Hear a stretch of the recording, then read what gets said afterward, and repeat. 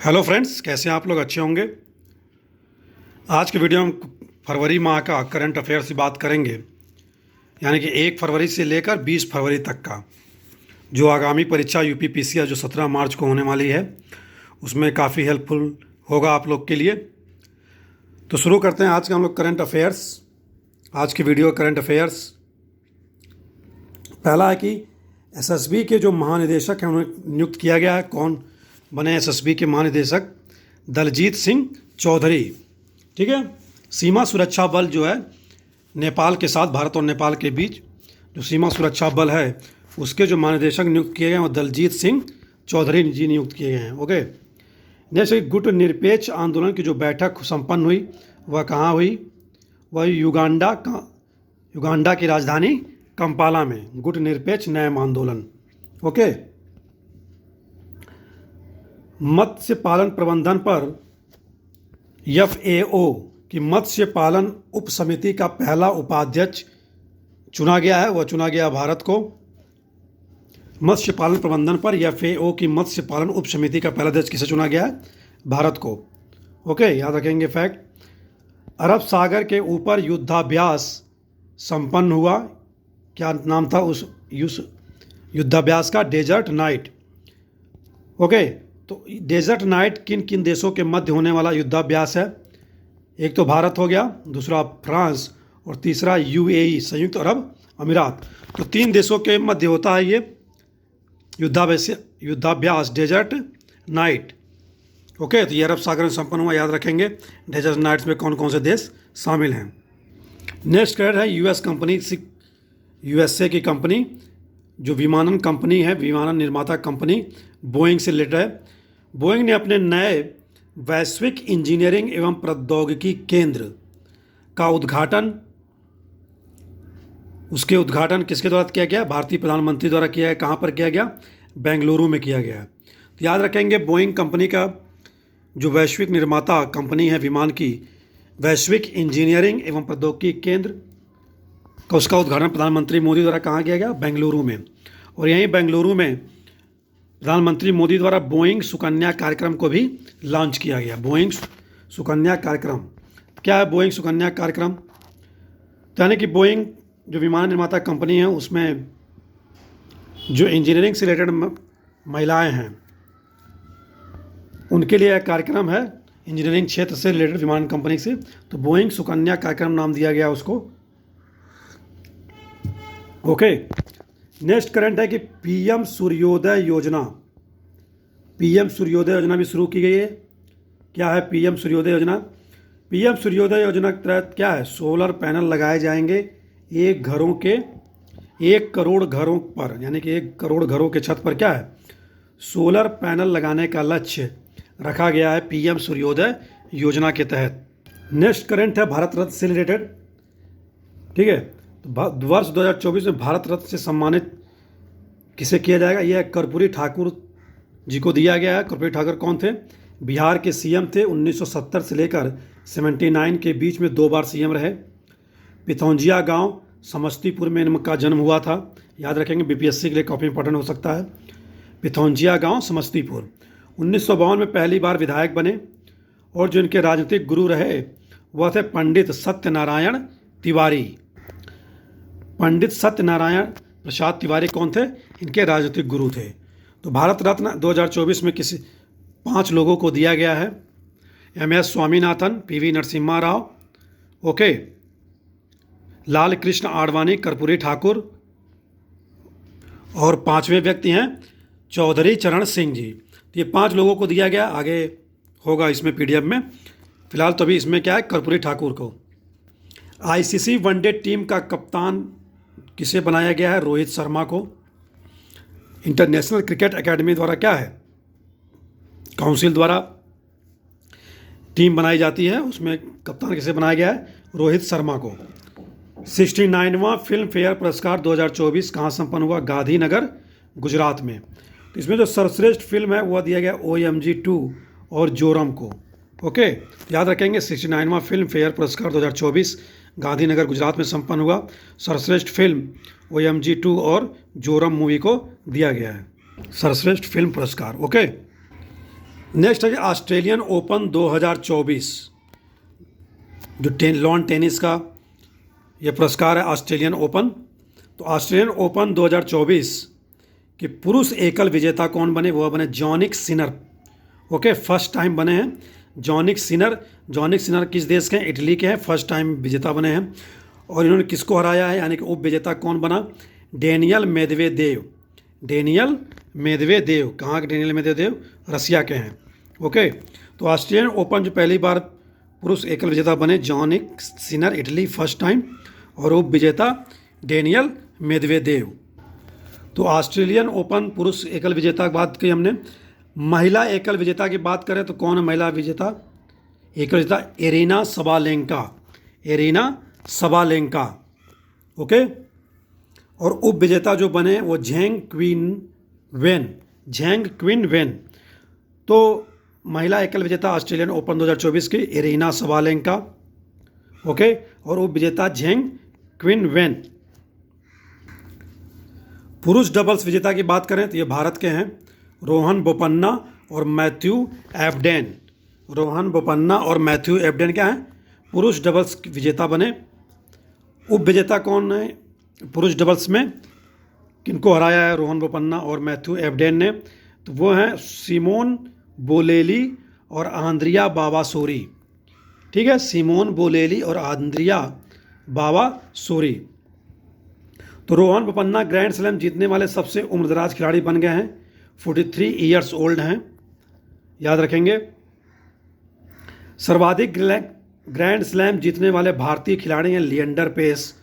इन्होंने 16 grand slam जीता है। उसके बाद महेश भूपति ने 12 ग्रैंड स्लैम जीता है। तो ये बात होगी हमारे ग्रैंड स्लैम से। ओके, याद रखेंगे। नेक्स्ट चलते हैं। नेक्स्ट करें कि सेना की पहली महिला सूबेदार कौन बनी है? सेना की पहली महिला सूबेदार बनी प्रीति रजक। प्रीति रजक नाम याद रखेंगे। प्रीति रजक कौन है? प्रीति रजक एक निशानेबाज हैं जो 19वें एशियाई खेल वांगझोऊ जो चाइना में हुआ उसमें इन्होंने क्या है रजत पदक जीता था। याद रखेंगे कि सेना की पहली महिला सूबेदार बनी है प्रीति रजक, और 19वें एशियाई खेल में रजत पदक इन्होंने जीता था। किसमें? निशानेबाजी में। ओके,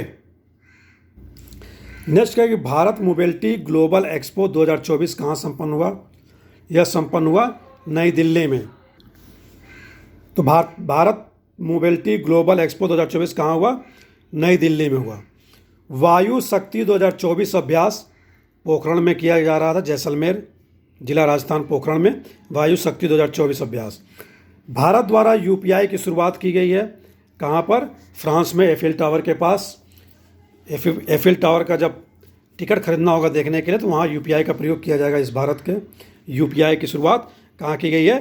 फ्रांस में। ओके, नेक्स्ट ट्रेंड है कि देश का पहला सर्वे पोत कौन सा है? वह आईएनएस संधायक। आईएनएस संधायक देश का पहला सर्वे पोत है। ओके, देखिए फिर से क्वेश्चन आ गया कि भारत रत्न। तो यहाँ 5 लोगों का नाम लिखा हुआ भारत रत्न का जो वर्ष 2024 में अनाउंस किए गए हैं। पहला कर्पूरी ठाकुर, दूसरा लाल कृष्ण आडवाणी जी, तीसरे पूर्व पीएम चौधरी चरण सिंह, एमएस स्वामीनाथन हरित क्रांति के जनक भारत में, और पूर्व पीएम नरसिम्हा राव। तो 5 लोगों को इस बार क्या है भारत रत्न पुरस्कार से सम्मानित किया जाएगा। नेक्स्ट की बात करें कॉमनवेल्थ अटॉर्नी और सॉलिसिटर जनरल कॉन्फ्रेंस। तो कॉमनवेल्थ अटॉर्नी और सॉलिसिटर जनरल कॉन्फ्रेंस कहाँ आयोजित की गई? यह आयोजित की गई नई दिल्ली में। याद रखेंगे। ब्रांड गार्जियनशिप इंडेक्स 2024 लॉन्च किया गया है। यानी कि जो भी ब्रांड हैं जो भी कंपनियां हैं उनमें जो गार्जियनशिप में हैं, जो गार्जियन हैं उनके उस कंपनियों के उन लोगों को रैंकिंग दी गई। जैसे रिलायंस हो गया, ठीक है, टेसेंट हो गया। तो इसमें जो पहले नंबर पर हैं हुआऊ तेंग मा टेसेंट कंपनी के गार्जियन हैं, गार्जियनशिप में पहले नंबर पर हैं। तो और इसमें दूसरे नंबर पर मुकेश अंबानी को रखा गया है, रिलायंस इंडस्ट्री के लिमिटेड के चेयरमैन मुकेश अंबानी को। नेक्स्ट बात करते हैं करंट की। नेक्स्ट केस हमारा भारतीय खेल पत्रकार महासंघ का लाइफ टाइम अचीवमेंट अवार्ड किसे दिया गया? यह दिया गया पीटी उषा को, पूर्व धावक पीटी उषा जी को दिया गया भारतीय खेल पत्रकार महासंघ का लाइफ टाइम अचीवमेंट अवार्ड। अगला करंट हमारा ग्रैमी अवार्ड 2024 से 66 ग्रैमी अवार्ड 2024। तो इसमें 5 भारतीयों को क्या है, यह अवार्ड दिया गया है। 5 भारतीयों को प्राप्त हुआ है।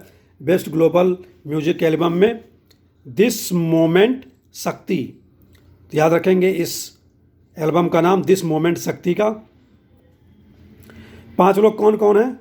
शंकर महादेवन, जाकिर हुसैन तबला वादक हैं, शंकर महादेवन संगीतकार और सिंगर हैं, गणेश राजगोपालन, सेल्वा गणेश कह सकते हैं, और राकेश चौरसिया। तो ये 5 लोग हैं जिन्हें ग्रैमी अवार्ड 2024 दिया गया है।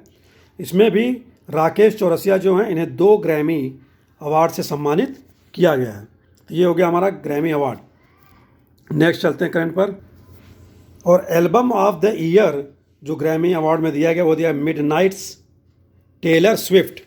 ओके, तो album of the year Midnights Taylor Swift को दिया गया है album of the year. Next current है कि विश्व सतत विकास सम्मेलन 2024 कहाँ संपन्न हुआ? यह संपन्न हुआ नई दिल्ली में। उपराष्ट्रपति जगदीप धनखड़ द्वारा क्या है इसका उद्घाटन किया गया? टेरी द्वारा आयोजन किया जाता है, ठीक है, द एनर्जी रिसोर्स इंस्टीट्यूट द्वारा। तो विश्व सतत विकास सम्मेलन 2024 नई दिल्ली में हुआ और उपराष्ट्रपति जगदीप धनखड़ द्वारा इसका उद्घाटन किया गया, याद रखेंगे। अगला करंट है उत्तर प्रदेश के बजट से 2024-25 कुल बजट पेश किया गया कितने करोड़ का? 7,36,437.71 करोड़। ओके, तो 7,36,437.71 करोड़ का क्या है बजट पेश किया गया उत्तर प्रदेश सरकार द्वारा। इसमें जो नई परियोजनाएं के लिए प्रावधान किया गया कितने रुपए का? 24,863.57 करोड़ का, ठीक है, 24,863.57 करोड़ रुपए की नई परियोजनाएं शामिल की गई हैं। एक नई योजना शुरू की गई है, उस योजना का नाम क्या है? मुख्यमंत्री युवा उद्यमी विकास अभियान।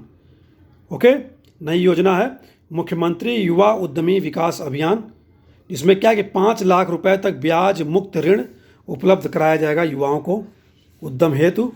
ओके, नेक्स्ट है जल जीवन मिशन के लिए जो प्रावधान किया गया वो 22,000 करोड़ रुपए का प्रावधान किया गया है, 22,000 करोड़ रुपए का। मनरेगा के लिए कितना किया गया है? नेशनल रूरल एम्प्लॉयमेंट गारंटी योजना के लिए कितना किया गया है? 5,060 करोड़ रुपए। ओके, स्वच्छ भारत मिशन ग्रामीण के लिए 4,867.39 करोड़ रुपए। ओके, पीसीएस में कुछ भी आ सकते हैं क्वेश्चंस, मिलाने के लिए दिया जा सकता है, इसलिए यहाँ नोट किया गया है किस योजना को कितना दिया गया है। ये पिछले प्रीवियस ईयर के पीसीएस के पेपर में था कि किस योजना कितना दिया गया है। अमृत 2.0 योजना, इसके लिए 4500 करोड़ रुपए का प्रावधान किया गया है। तो ये हो गया हमारा उत्तर प्रदेश बजट 2024-25 से रिलेटेड फैक्ट्स हो गए। याद रखें कितना बजट था, कुल आकार क्या था बजट का, कितने नई परियोजनाएं चलाई गई हैं। ओके, और किस योजना के लिए कितना पैसे आवंटित किया गया है। नेक्स्ट करंट है कि 2nd इंडिया एनर्जी वीक का पीएम द्वारा कहाँ उद्घाटन किया गया? यह किया गया गोवा में। याद रखेंगे 2nd इंडिया एनर्जी वीक का उद्घाटन पीएम द्वारा गोवा में किया गया। भगवान सूर्य की पालकालीन यानी कि पालकाल एंशिएंट इंडिया की बात हो रही है, पाल काल की, पाल साम्राज्य की, उसकी प्रतिमा प्राप्त हुई है जमुई जिला से। ये 10 AD की है। ओके, 10 AD की है, 10वीं शताब्दी की है। तो ये बीपीएससी के लिए इंपॉर्टेंट हो सकता है क्वेश्चंस। नेक्स्ट है कि देश का पहला राज्य जिसने समान नागरिक संहिता विधेयक पास किया है वह है उत्तराखंड। समान नागरिक विधेयक संहिता विधेयक उत्तराखंड द्वारा पास कर दिया गया है विधानमंडल में। और समान नागरिक संहिता लागू है कहाँ पर? गोवा में पुर्तगीजों ने लागू किया था। लेकिन राज्यों की बात करें तो उत्तराखंड पहला राज्य है। दुनिया का पहला सबसे बड़ा क्रूज जहाज है आइकन ऑफ सीज।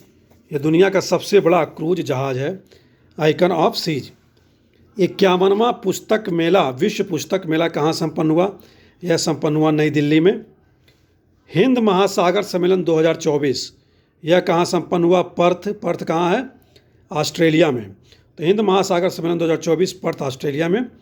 और 51वां विश्व पुस्तक मेला नई दिल्ली में संपन्न हुआ। ओके, नेक्स्ट है कि लक्ष्मी नारायण अंतर्राष्ट्रीय पुरस्कार किसे दिया गया है? लक्ष्मी नारायण अंतर्राष्ट्रीय पुरस्कार दिया गया प्यारेलाल शर्मा को। प्यारेलाल वही हैं लक्ष्मीकांत प्यारेलाल जो म्यूजिक डायरेक्टर थे, हैं बॉलीवुड के। ठीक है, तो लक्ष्मी नारायण अंतर्राष्ट्रीय पुरस्कार प्यारेलाल शर्मा जी को दिया गया है।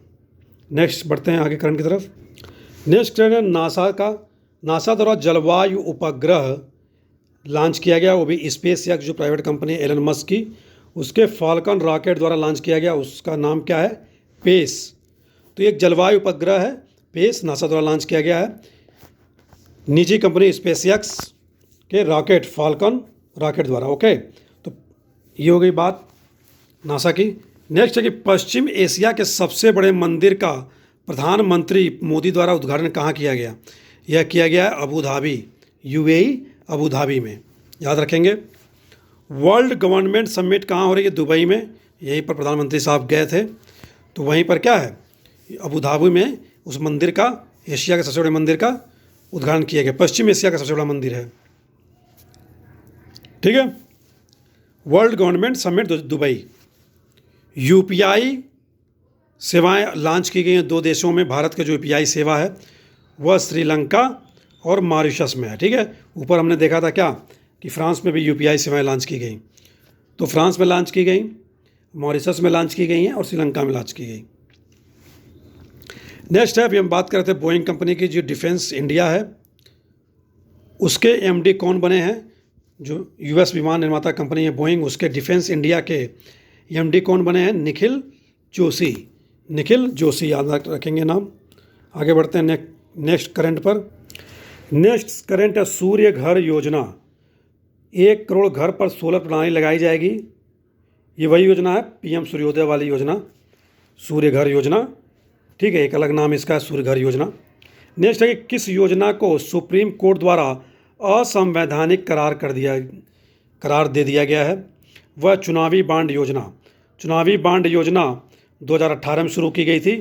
ओके, सुप्रीम कोर्ट का क्या मत था कि यह जो योजना है सूचना के अधिकार और अभिव्यक्ति की जो स्वतंत्रता के अधिकार का है उल्लंघन करती है। यानी कि मतदाता को जानने का अधिकार है किस पार्टी को किसने कितना चंदा दिया। तो इसलिए क्या है, चुनावी बांड योजना 2018 में जो शुरू की गई थी उसे असंवैधानिक घोषित कर दिया गया सुप्रीम कोर्ट द्वारा। ओके, इस बांड के थ्रू क्या था, आप एसबीआई से बांड खरीद सकते हैं और चुनावी उसमें आपका नाम मेंशन नहीं होगा, जिस पार्टी को देना चाहते हैं उसके पार्टी में खाते में जमा हो जाता था पैसा। ओके, नेक्स्ट है कि पीएम द्वारा देश के 22वें एम्स की आधारशिला रखी गई है हरियाणा के रेवाड़ी में। तो 22वें एम्स की आधारशिला रखी गई है रेवाड़ी में, यही फरवरी माह में ही लेटेस्ट न्यूज़ है। आगे चलते हैं। नेक्स्ट करंट है डॉक्टर राजेंद्र प्रसाद राष्ट्रीय विधि विश्वविद्यालय का उद्घाटन कहाँ किया गया? यह किया गया प्रयागराज में, सीजेआई और यूपी के सीएम द्वारा। ठीक है, चीफ जस्टिस ऑफ इंडिया और सीएम द्वारा कहाँ किया गया राष्ट्रीय विधि विश्वविद्यालय का उद्घाटन? डॉक्टर राजेंद्र प्रसाद राष्ट्रीय विधि विश्वविद्यालय का उद्घाटन प्रयागराज में। वेरी इंपॉर्टेंट क्वेश्चन है यूपीपीसीएस के लिए। झील एक न्यूज़ में थी, अववामन झील। अववामन झील कहाँ है? बेतिया शहर बिहार में, पर्यटन से रिलेटेड है, तो बीपीएससी के लिए काफ़ी इंपॉर्टेंट हो सकता है। अववामन झील कहाँ है? बेतिया बिहार में। नेक्स्ट है कि इसरो द्वारा अंतरिक्ष से वापस लाया गया उपग्रह कौन सा है? वह कार्टोसैट 2। जनवरी 2007 में इसको प्रक्षेपित किया गया था और ये 2019 से निष्क्रिय पड़ा हुआ था अंतरिक्ष में। यानी कि जो उपग्रह अंतरिक्ष में निष्क्रिय हो जा रहे हैं तो वो क्या है, अंतरिक्ष में कूड़े के समान है, अंतरिक्ष कूड़ा। तो ये बड़ी उपलब्धि हासिल की गई है। अंतरिक्ष कूड़े के उसमें से एक वापस लाने में उपग्रह की कार्टोसैट 2 को इसरो द्वारा 58वां ज्ञानपीठ पुरस्कार 2024 दिया गया है। और ज्ञानपीठ पुरस्कार की स्थापना कब की गई थी? 1954 में। तो उर्दू के लिए दिया गया है गुलजार साहब को, ठीक है, और संस्कृत के लिए दिया गया है जगत गुरु रामभद्राचार्य जी को। ओके, तो 58वां ज्ञानपीठ पुरस्कार 2024-19 जिसकी स्थापना 1954 में की गई थी, उर्दू के लिए गुलजार साहब और संस्कृत के लिए जगत गुरु रामभद्राचार्य जी को। नेक्स्ट करंट है इसरो से रिलेटेड, मौसम संबंधी उपग्रह इसरो द्वारा लॉन्च किया गया है। क्या नाम है उसका? INSAT 3DS। इनसैट 3DS याद रखेंगे। GSLV F-14 द्वारा लॉन्च किया गया रॉकेट द्वारा, GSLV F-14। तो इनसैट का फुल फॉर्म क्या होता है?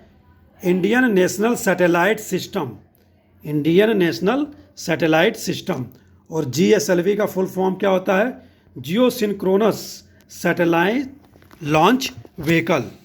ठीक है, तो जियो सिंक्रोनस जो सैटेलाइट लॉन्च होते हैं वह एक ही जगह पे स्थिर होते हैं। जब भी आप देखेंगे तो आपको लगेगा कि एक ही जगह क्या है, स्थिर है, पृथ्वी के सापेक्ष क्या है, गति करते हैं।